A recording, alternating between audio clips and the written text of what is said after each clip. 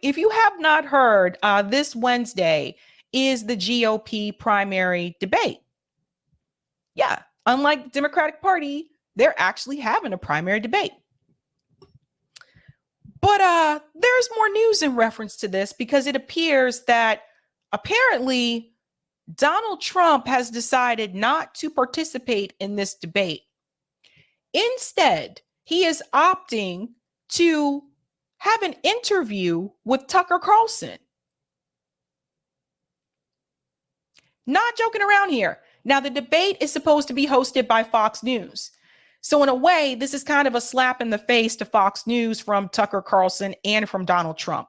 We have to remember when Fox News fired Tucker Carlson, one of the things that was released was that their plan was to promote Ron DeSantis this go round and not promote Donald Trump. So here you have a network already deciding who they're going to get behind because Ron DeSantis had a lot of the donor support. So the donors are connected to Ron DeSantis campaign. Ron DeSantis campaign is attached to Fox News, and the donors are also attached to Fox News. So in a way, this is kind of like a slap in the face from Donald Trump to Fox News saying, screw you guys, since it's been public now that you were basically going to snub me and you're going to get behind Ron DeSantis. And it's basically a slap in the face from Tucker Carlson because they fired him. If this interview airs at the same time as the debate, I don't think Fox is going to get the ratings that it wants. Let's be real. Without Donald Trump participating in the Republican debate, do people really want to tune in to watch it? He's the one that's going to bring them ratings. Let's get into this clip here from CNN. I have a couple clips I want to show you when they announced this. This is really interesting. Let's go ahead and dive in here. All right. Well, good morning, Poppy. And yes, you're right. All indications that I'm getting from Donald Trump's team is that he is not going to participate in that debate next week. Of course, with the hedge, which I included in the story, is that this is Donald Trump we're talking about. I've covered him for years, and his team tells me that there's always a small chance that he may decide in the 11th hour that he ultimately wants to go. Of course, there's logistical questions to whether he would even be able to do that, but most likely he will not be on that debate stage next week. And instead, Donald Trump himself has been personally throwing out ideas for counter-programming. There have been discussions between Donald Trump's team and Tucker Carlson about an interview around the same time on Wednesday. Of course, this all comes as Donald Trump is feuding openly with Fox News and Rupert Murdoch, and Tucker Carlson clearly has left Fox News. And so some motivations there, I think, behind the scenes. I'm also told that Donald Trump's team wants some of his surrogates to represent him at the debate, especially if he is not there. People like Byron Donalds, a congressman from Florida, as well as Matt Gaetz, another congressman from Florida, and Kari Lake, the gubernatorial candidate in Arizona. All of these people potentially there to represent him in his absence. And one more thing, Poppy, that I find really interesting that I've been picking up in my I just think this is kind of funny that Donald Trump has people to represent him if he's not representing the debate. I'm not going to be there. You guys go in my place. It's just kind of like, really? Like, send all three. He's sending all three. If he sends Byron, Matt Gaetz, and he sends Kari Lake, it's just kind of like that sends a message, I think, to not only Fox News, but also to his base and to the other candidates to let them know, I already got people backing me. I already got people on the inside backing me. Interesting, huh? Conversations is that Donald Trump has been telling people, this week even, that there was a dinner last month where Fox News executives, the president, Jay Wallace, as well as their chief executive, Suzanne Scott, they traveled to Bedminster and encouraged Donald Trump to participate in the debate. And Trump personally is telling people he thinks that shows that Fox is worried about ratings without him. And so he's feeling like he's in a strong position not to attend. Yeah, because like, honestly, who's going to bring in the high ratings? It's going to be Donald Trump. So if he's not present, then not as many people are going to watch, especially if Tucker Carlson is hosting an interview with Donald Trump at the same time. That interview is probably going to get millions of views, like his other interviews that you guys have seen on Twitter recently. So yeah, that would really hurt Fox News. Now, I say this, I think that every candidate should debate. I say the same thing I said about Joe Biden. I think Joe Biden should have to debate Robert F. Kennedy Jr., Marianne Williamson. I think there should be a Democrat primary debate. I don't think it's fair that Joe Biden's just able to just say, yeah, I'm not even going to try to campaign. I'm not going to do anything. I'm sitting on the beach while people are running for their lives in Hawaii. I'm sitting on the beach while people are struggling to breathe in East Palestine, Ohio. And I'm not going to participate in any type of debate. So we're not going to have a debate. I'd say the same thing for Donald Trump. I think Donald Trump should participate in the debate. That being said, I actually think that debate should not happen on Fox News. It's too messy. It's just too messy. You know, they fired Tucker Carlson. The word got out that Rupert Murdoch actually wants to promote Ron DeSantis and not Donald Trump. It's just, it's messy over there. It is messy over there. Maybe that debate should happen on a different outlet. Now, I actually thought the GOP primary debates was going to happen on Rumble. I thought Rumble got the rights to that. So I'm not sure what's happening there. Maybe that is still going to happen as well too. But I feel like it's just too messy over there at Fox News right now, okay? Like it just, you ever had grandparents say that? My grandma used to say that. My grandma used to say, if I would say like, Mom, or like, can I go over to so-and-so's house and da-da-da. If my grandma was around, my grandma would say, no, don't go over to their house. It's too messy. They too messy over there. It's too much going on. So that's how I feel. I feel like those debates should not happen in Fox News's house because it's too messy. It should happen somewhere else.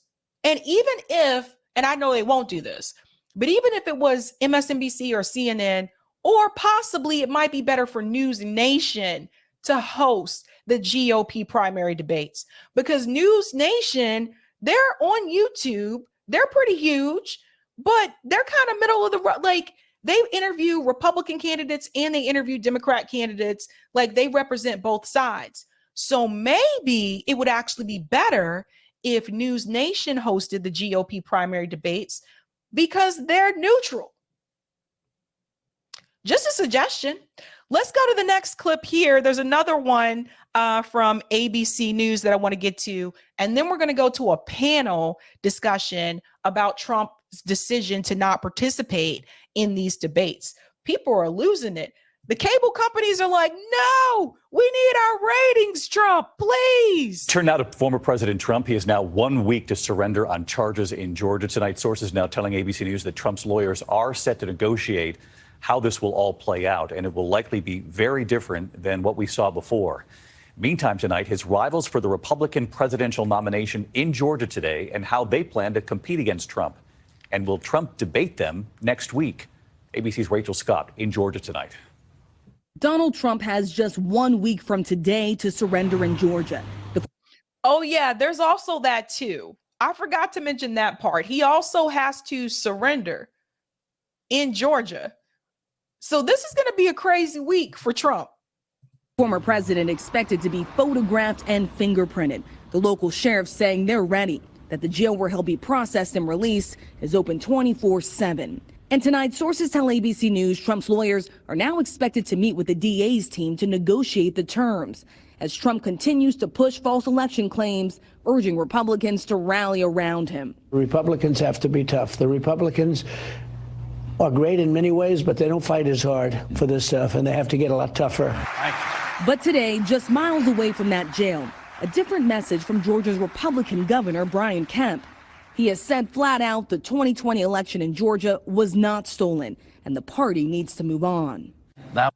So Brian Kemp, so this is important too, because Brian Kemp was one of the, at the time, one of the candidates that Trump did support, and Brian Kemp did support Donald Trump. But like many others, including people like Lindsey Graham, like after Trump went down, Brian was just like, I'm off this train. Let's go on.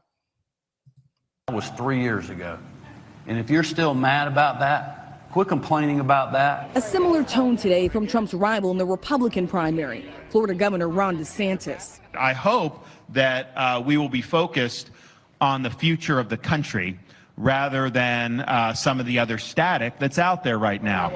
But DeSantis has been reluctant to take on Trump over his election lies. The New York Times reporting that a strategy memo posted by a pro-DeSantis super PAC advises him to defend Trump when former New Jersey Governor Chris Christie attacks him in the first Republican debate next week. Hey guys, Christie, how are you? Today, Christie firing back. If what he stands for is defending Donald Trump, then just drop out of the race and endorse him. Chris Christie is another one. I don't understand why he's running. I feel like he just likes to try to remain relevant. Like, just when you think he's gone away, the next year comes and he pops up. He's either running for something else or he's trying to kiss someone else's ass. He's always trying to find a way to stay in the spotlight is what I've noticed about him. But yeah, so you heard that.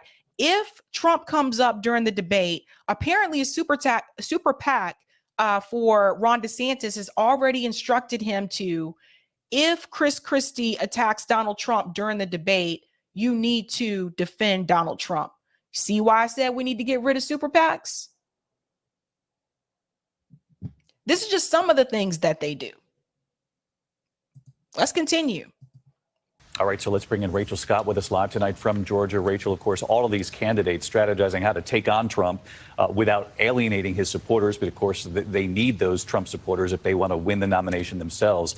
In the meantime, I'm curious, what are your sources telling you tonight? Will Trump show up for the debate next week?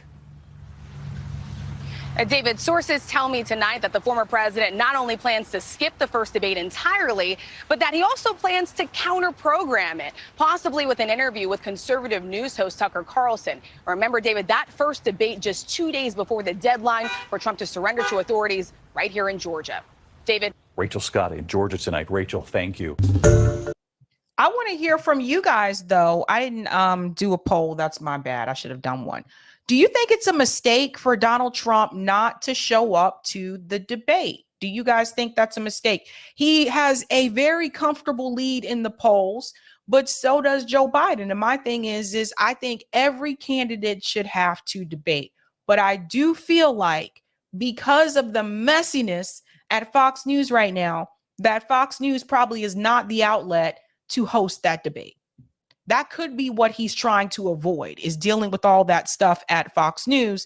But there's a panel that wanted to talk about this as well. And I thought this was pretty interesting. Let's go ahead and bring up this clip. I guess I should say, if you think Trump should debate, If you think Trump should debate, in the chat, say yes. If you think he should not debate, in the chat, say no. Gamer says, I'm no Trump fan, but he would destroy them all in a debate. Here we go. We appreciate it. Let's talk now with our panel, NBC News Capitol Hill colleague Sahil Kapoor, former Maryland Democratic Congresswoman and NBC News political analyst Donna Edwards, and Brendan Buck, a former advisor to Republican Speaker John Boehner and Paul Ryan, as well as being an NBC News political analyst. So we didn't get to it with Shaq, but I want to talk about this campaign memo that was unearthed, that was kind of a way for the PAC, the DeSantis super PAC, to talk to the campaign itself. And Sahil, the highlights from this memo, Ron DeSantis, they suggest, needs to take a sledgehammer to Vivek Ramaswamy, the political newcomer who's rising in the polls, and that he should actually defend Donald Trump when Chris Christie inevitably attacks the president and then needs to attack Joe Biden and the media no less than 3 to 5 times. I mean, what does this tell you about the campaign? It shows the extraordinary jam that the Ron DeSantis campaign is in right now. The fact that they have no answer for how to deal with Trump. They're leery of criticizing him for fear that they alienate Republican voters who are loyal to him. There's some leeriness of ignoring him as well because he's above 50% and running away with the nomination. And we should note that this was not a campaign product. This was by the super PAC. The campaign has sort of distanced itself from this memo. But it does show that the DeSantis orbit, the campaign is not going the way they wanted it to go. And if Donald Trump is not on the stage, one thing you can do is criticize him for not debating the way Chris Christie is doing. If you want to make your case, if you want to be president, at least show up. This memo suggests that, they're leery of going down that road. So I just want to add, when this clip was released, at that point in time, Donald Trump was at like 50%. I think now he's hovering around 59, 60%. So just keep that in mind. Just wanted to add that in there. But yeah, I think it's very telling about the DeSantis campaign if they feel that he should defend Donald Trump. You know, Ron DeSantis numbers are decreasing. They're not increasing. Vivek's numbers are increasing. Trump's numbers are increasing. So I don't know, maybe they feel that will save Ron DeSantis's campaign. I doubt it. I just think he's not likable.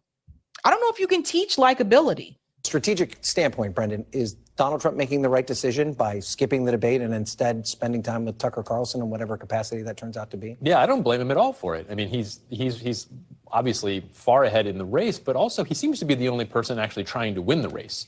You know, we'll see what happens on the debate stage, but it really feels like we're not actually having a campaign. And if Ron DeSantis, the closest alternative, is going to take a pass and is going to defend the person beating him, then what's the point? Why are we even doing this? And so if they're not actually going to run a campaign, if they're not actually going to come after him, why submit yourself to be there in the first place? I actually think it's the perfect right strategy. Well, and what?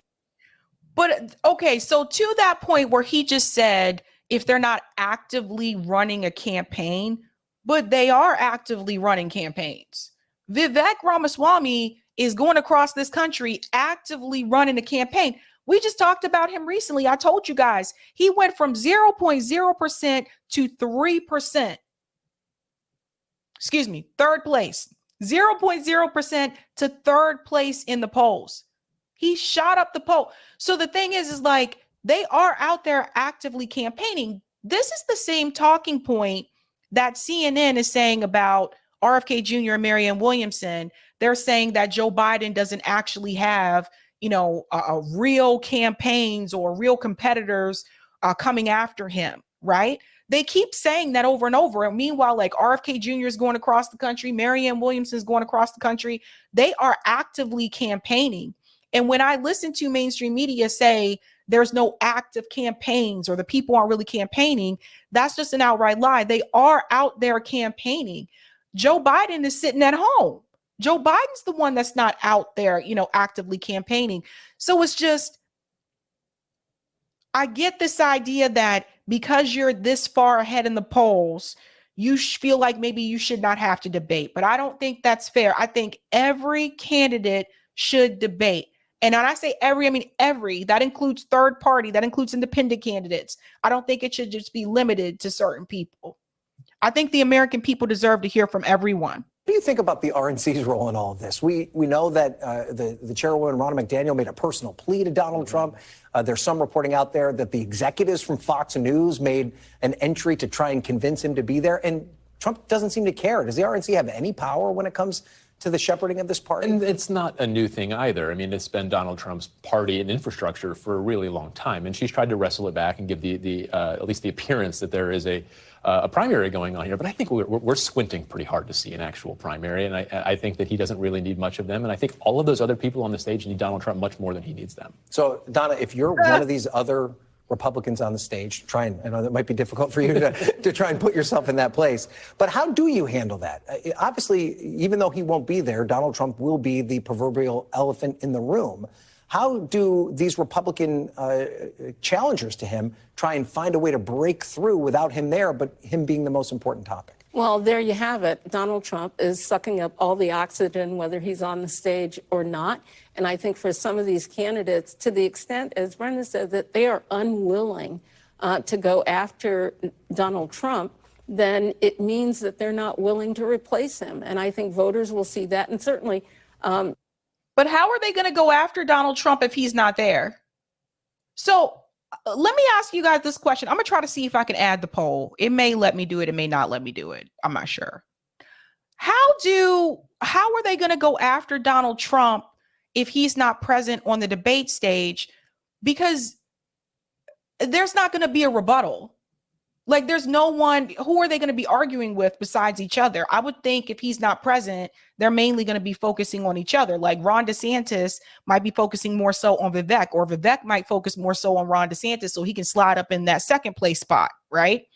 But if he's not there, there's no rebuttal. I don't know. Let me come out of here. Sorry, I got my thing. I'm going to try to add that poll if it lets me. We'll see. Mr. Trump has seen that because he doesn't even see fit to show up on the stage with them. So, I mean, other than Chris Christie and Asa Hutchinson, who are not going anywhere in the polls, nobody else seems willing to take on the front runner, who is Donald Trump. And to the extent that they don't do that, there is no space for them to win this nomination. I mean, Why do they keep mentioning? Have you guys noticed they continue to mention Asa Hutchinson when Asa Hutchinson, I believe, is at the very, very bottom of the poll? But I continue to see repeated interviews with Asa Hutchinson on Fox News, CNN, MSNBC. They continue interviewing this guy. This guy is all the way at the bottom.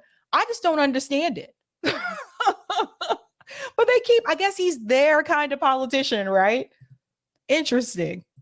I'm a little curious, if you decide you're going to run against Donald Trump, what is there to lose by going after him on this debate stage? You've already said that you want to challenge him. You've already said you don't think he's the best nominee for president. Why is there any benefit to trying to just kiss up to him in a stage like this? Well, I mean, that is the question that everyone's asking. And I think for those Republicans, if you're a Republican voter, why would you vote for the look-alike when you can vote for the real thing?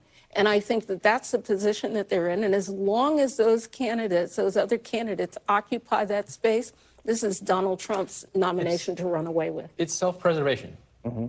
Okay, guys, I added that poll. It's pinned to the top of the live chat. You should see it. You may have to refresh, actually. Hold on, let me see.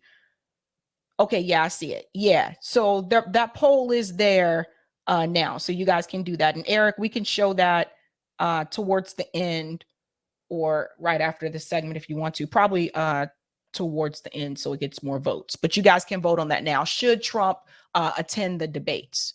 But let's go on, sorry. Ron DeSantis might want to run for president again someday. Right. Tim Scott probably needs to get reelected in South Carolina at some point. Mm-hmm. So they all have to think about their future. And it seems like a lot of these campaigns were really just banking on the idea that Donald Trump was going to self-destruct, he was going to implode, and then they'd be there. Right. That's not happening. I don't know why you would think that, given the last 8 years, that would actually take place, but it's clearly not happening. And so now I think they're just worried about their own futures. Mm-hmm. Some of them may all. There you go. Because the thing is like, if they attack Trump too harshly, what does that mean for the rest of their political career, right? Are they going to get reelected? I'm sure some of their constituents also support Donald Trump. So they're kind of in a sticky situation. Like, do you defend Donald Trump or do you attack Donald Trump? Or do you kind of try to play it in the middle, right? Mm-hmm. Also be running for vice president. Some of them also may be hoping that if they're nice to Donald Trump, he'll give them a position in what may be a second presidential term. But this is an absolute gift to Donald Trump to have the candidate with 15% attacking the candidate with 8%, the sledgehammer to the guy who's polling less than you and the guy who's above 50% and climbing, I should add, is not on the debate stage. He's in a dominant position right now. Sometimes it's hard to figure out who the more dominant candidate in their own primary is, Joe Biden or Donald Trump. Right. Speaking of candidates that appear to remain insignificant in the Republican primary, let's see what the former Vice President Mike Pence had to say. He was at an event in Georgia today. This is what he said when he got off stage. Take a listen. Here comes the robot. What impact do those false claims have on the Republican Party going forward? Last question. Well, honestly, I think Republican primary voters aren't interested in looking in the rearview mirror. There's too many challenges facing American families today. If that's the case, then why is Donald Trump polling at like 60% in the Republican primary?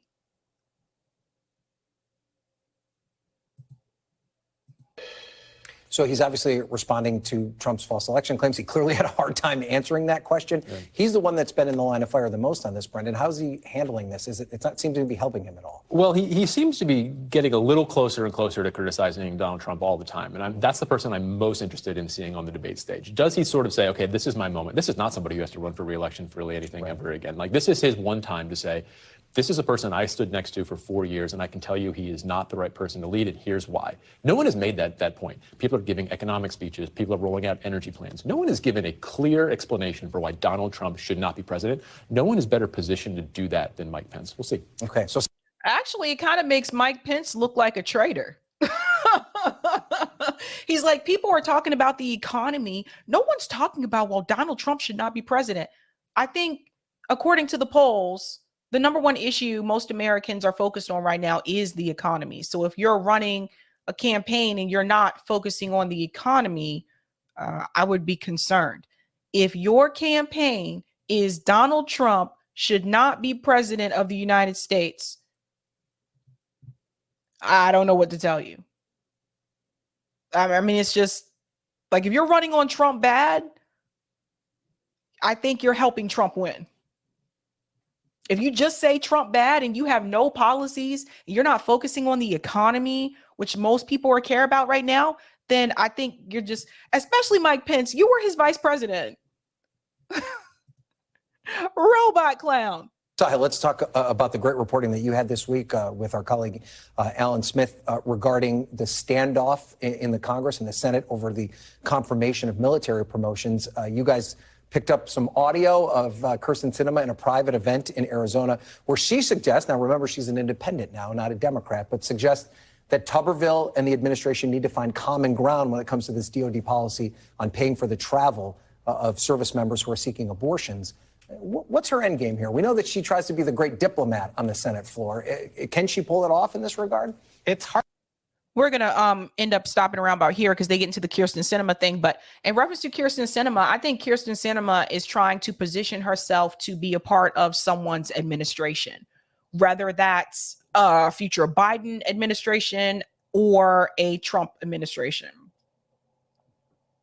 That's what I think Kyrsten Sinema is doing. I think she's trying to put herself kind of in this middle of the road kind of lane so that she can be a part of someone's cabinet. Sinema likes money. And she's really friendly with the hedge fund guys. So that's interesting. Go ahead and take that poll, guys, because I'm curious to see your results. And we'll go ahead and take Roger's comment on Rockfin.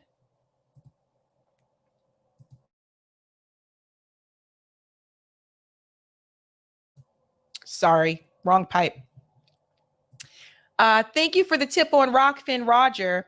Sab, I've been checking out how much of an ally automatic voter registration has been to the registered Indy movement, seeing that they automatically register those who are not already registered to vote, register under Indy. This will have a huge impact by decades in as more 18-year-olds come to visit DMV ever since those laws passed in their state. It's why Indy count's going up. Richie and Hakeem days are numbered.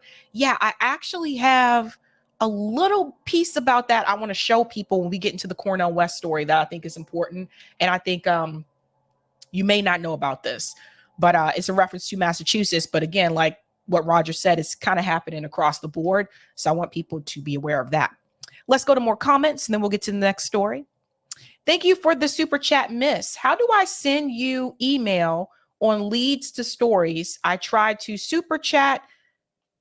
It says edit and won't let me send. It's about Vivek. Oh, just send it to, it's under, my email address is in the description of all of my videos. So if you just click on the description, you should see my email address there with other links. Yeah, that's where the email is. Just email it to me. Lawrence says, get them damn networks out of the debates, turn it over to LWV. Thank you for the super chat, Black Thoughts. Lived in Israel, don't talk about what I've seen. Mika says, watching Tucker live and Fox rerun. Vic Merrow's head says, you and Kim are honest and have guts. Oh, thank you. That's sweet. And thank you for this, Miss. Lack of response on a blue state disaster in an election year tells me they know something we don't and aren't worried about losing. Yeah, I think they just want to fundraise, like, to be honest with you. Oh, thank you. Thank you for that, Eric. Let me spell that out for people. Turn it over to LWV is the League of Women Voters. Just letting you guys know. All right. Shout out to Aisha for being a member for 5 months. Mainstream media is like narcissistic abusers. Whatever they say, the opposite is true. And it's all to distract and manipulate us away from the truth. Well said. And thank you, Eric. Mike Pence looks like one of those marionette puppets on Thunderbirds. Oh no. Oh dear. I don't know what to say there. How are we on the poll, Eric? You want to do it now or later? Cool. All right. I guess the rest of you didn't want to vote. Okay, should Trump attend the debate? 53% of you said yes, 38% of you said no, and 9% said you are not sure. Okay, interesting. So it looks like the majority of you think that he should attend the debate. Well, we shall see what happens.